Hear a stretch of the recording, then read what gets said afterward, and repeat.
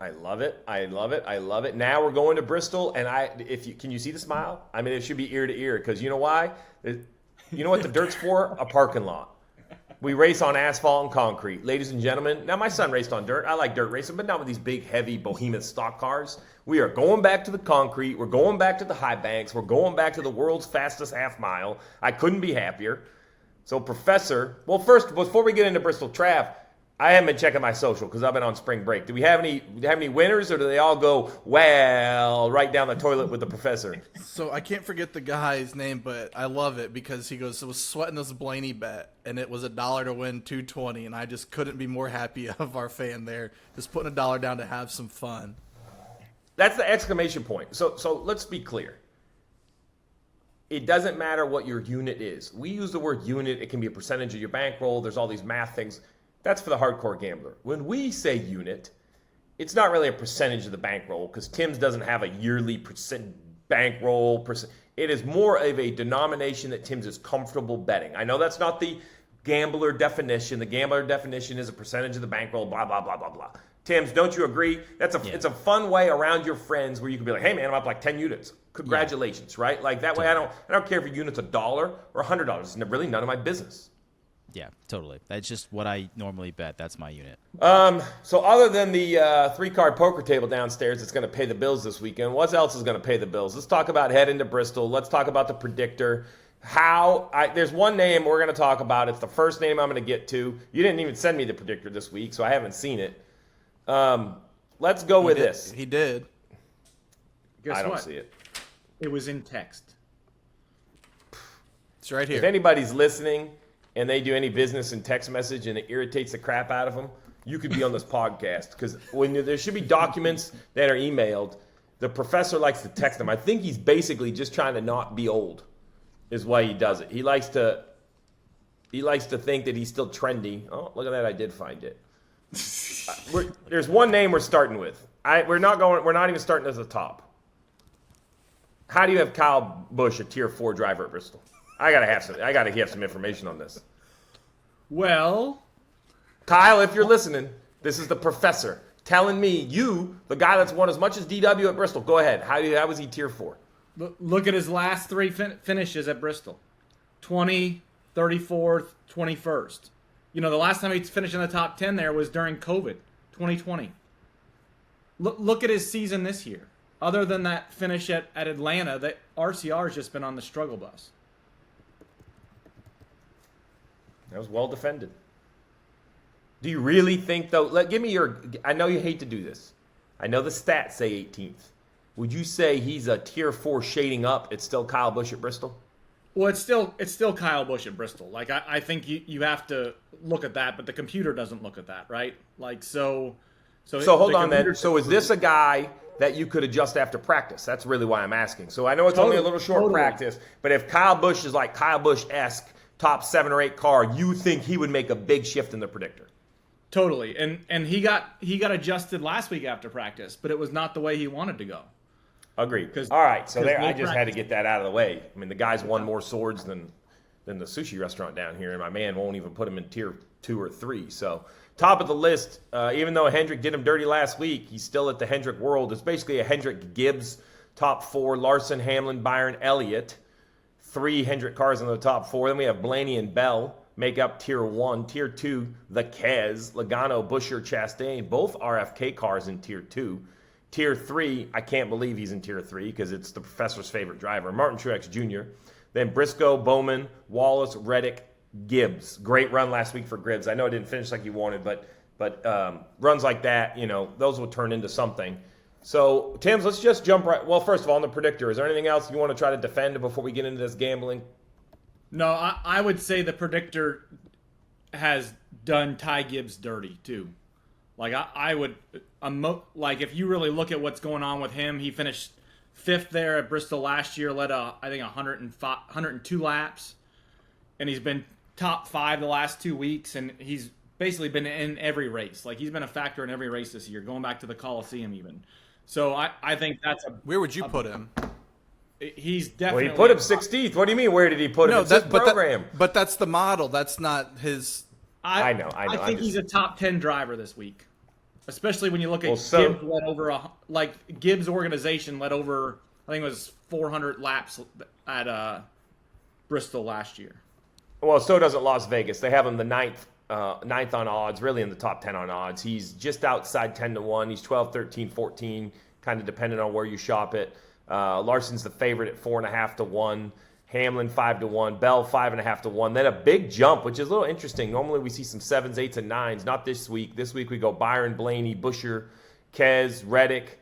Well, then let's just jump right in at Tim's. Let's start with winners, or at least top 3s, 4s, 5s. Before we get into matchups, what do you like? Where are you at for the week? After, by the way, he didn't come on here all braggadociously, which he should have. Monster day on the hard court yesterday for Tampa Timms. The reason he didn't brag is because he has 3 more days to cough it back up. But Yeah, it'll even out. Don't worry. It was the first day, but yeah, big day. give us yesterday. one. What did you have? What was a parlay? Like what crazy parlay hit? Just give me something. Oh, I had a 6-team boosted parlay. I just took all money lines. You know what the last sweat was? Villanova money line over DePaul. That was the last sweat to win $500, and then USC as well. But Did you see that Colgate gym, by the way? I love the gym at Colgate, man. So the it's like a high school gym, but they had cameras in. Like, it was awesome. It looked like you were watching a great varsity game. Oh yeah, it pulled out the bleachers. Yeah, right. Yeah, exactly. Yeah, but no, we had a good day yesterday. I have a quick question Okay, go before we ahead. get to the winners. Qualifying, why is Denny and Seabell such a low number compared to everybody else? Denny is plus 275 for qualifying, Seabell 350. The next is Larson at 600. Professor's going to dig some info up. Well, Denny was on the pole there last year. He's started in the top 10, 5 of the last 7 races there. And then Bell's been similar. He was 3rd and 4th the last 2 times we've been there. So, or no. He actually hold on. I got my things mixed up. Bell was on the pole last year, and he started in the top 10 the last 3 years.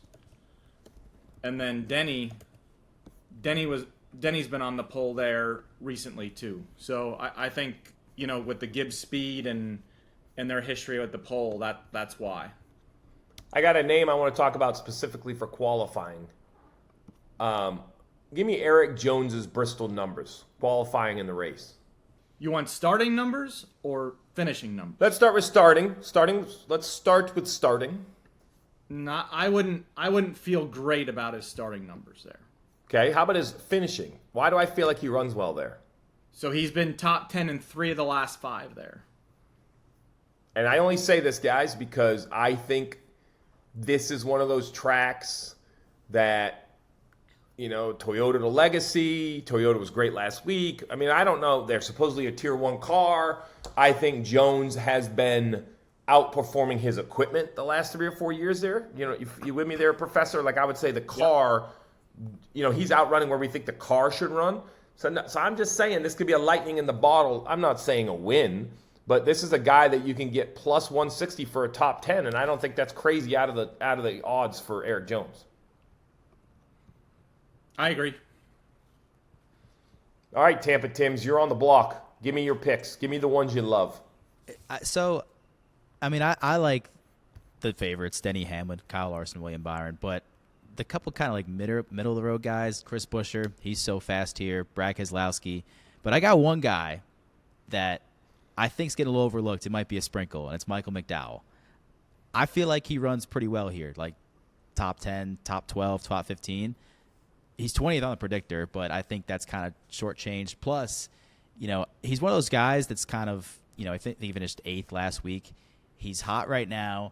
He can get more out of that car. I think he's worth a sprinkle. It's kind of like Matt DiBenedetto's story from a couple of years ago. It might be one of those guys that just sneaks one out there. I don't know. So he might be worth a sprinkle this week. So sprinkle, are you saying he's 60 to 1 to win? He's plus 240 top 10. I mean, that top I like 10 him. Is very interesting. Yeah, I like him a lot top 10. I like him and a lot of the hot hands like Hocevar, Briscoe, Gregson, because they're wheelmen. They can get that car into the top 10 if it's running decent. And I think if you hit 2 of these, you'll make your money and then some. So, Fords were really good the last couple of years, I think here. So I like that, but Toyotas I think will be really fast here too. So I don't know. Can't go wrong with either one. I don't think you're wrong. Listen, I like that angle because let's talk about those guys. So what you're basically saying is you got McDowell at 240, Briscoe at 240, Gregson at 240, Hocevar at 275, Stenhouse at 350. If you picked a couple, 3 of them, and you get 2 of them in the top 10, one would be almost a break even. Yeah. It'd be a little loss. Right? If you put a unit on 3 of them, you got 1 inside the top 10, it's a little loss. 2 in the top 10, it's a big win. While I was on Stenhouse, what are Stenhouse's numbers? Stenhouse finished top 10 there last year, but that was his first top 10 there since 2018.